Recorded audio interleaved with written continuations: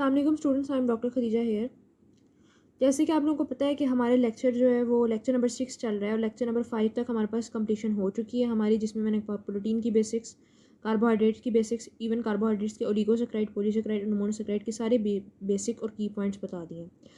Further मैं आप लोगों के साथ अब लिपिड्स डिस्कस करूंगी। उससे पहले मैं आपको ये बताना चाह रही हूँ कि आप लोगों के पास टाइम बहुत थोड़ा रह गया। काइंडली हमारे व्हाट्सएप ग्रुप को ज्वाइन कर लें। उसके लिए आपको अब फ़ी पे करनी पड़ेगी पेड सेशंस के लिए, क्योंकि अब अनपेड सेशन जो हैं वो आपके कंप्लीट होने वाले हैं। उसके बाद सारे पेड सेशन उनको ही मिलेंगे जो लोग पेड करेंगे। काइंडली अपनी रजिस्ट्रेशन करवाएं और ग्रुप में ऐड हो जाएं। पेड सेशन आप लोगों को वहाँ पे मिलते रहेंगे, हर चीज़ के, हर सब्जेक्ट के।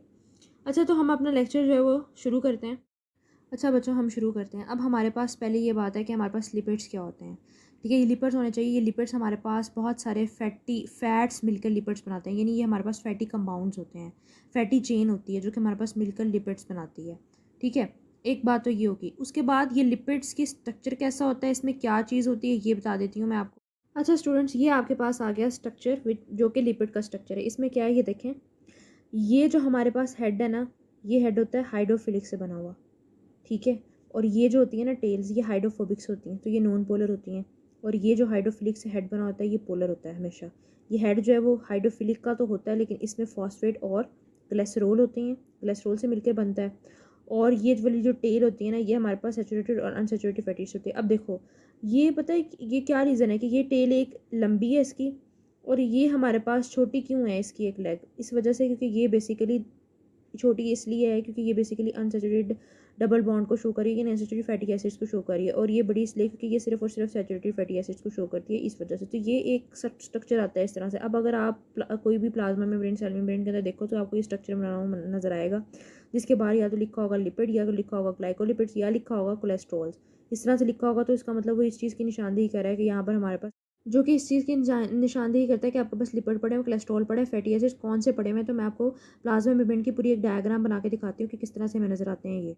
तो स्टूडेंट्स ये देखें, ये मैंने एक ऐसे आपको एक बनाने के लिए ना एक बताया कि अगर हम सारी एक चेन बनाए ना प्लाज्मा मेम्ब्रेन की, सेल मेम्ब्रेन की, जो कि सेमी परमेबल मेम्ब्रेन होती है, उसकी इस तरह से बनी हुई होती है, यानी सारे के सारे फॉस्फोलिपिड्स मिलकर एक पूरी की पूरी नीचे ऊपर वाली लेयर बनाते हैं, और फिर एक पूरी की पूरी नीचे नीचे वाली लेयर बताता है। ये सारी की सारी इसका मतलब लिपिड से बनी हुई होती है, कोलेस्ट्रॉल से बनी हुई होती है। इस तरह से कोलेस्ट्रॉल पड़े होते हैं। इस तरह से फिर एक बड़ा सा अगर आप जॉइंट अगर स्ट्रक्चर बनाते हैं तो वो ग्लाइकोलिपिड्स का होता है, जो कि कॉन्जुगेटेड मॉलिक्यूल है। स्टूडेंट्स नेक्स्ट देखिए, मैं आपको बेसिक क्लासिफिकेशन बता रही हूँ लिपिड्स की, ये याद रखनी है आपने, एमसीक्यूज में पूछ सकता है वो। लिपिड्स में ये होता है कि लिपिड्स में दो में डिवाइड होता है, एक फैटी एसिड्स में और एक ग्लिसराइड्स में।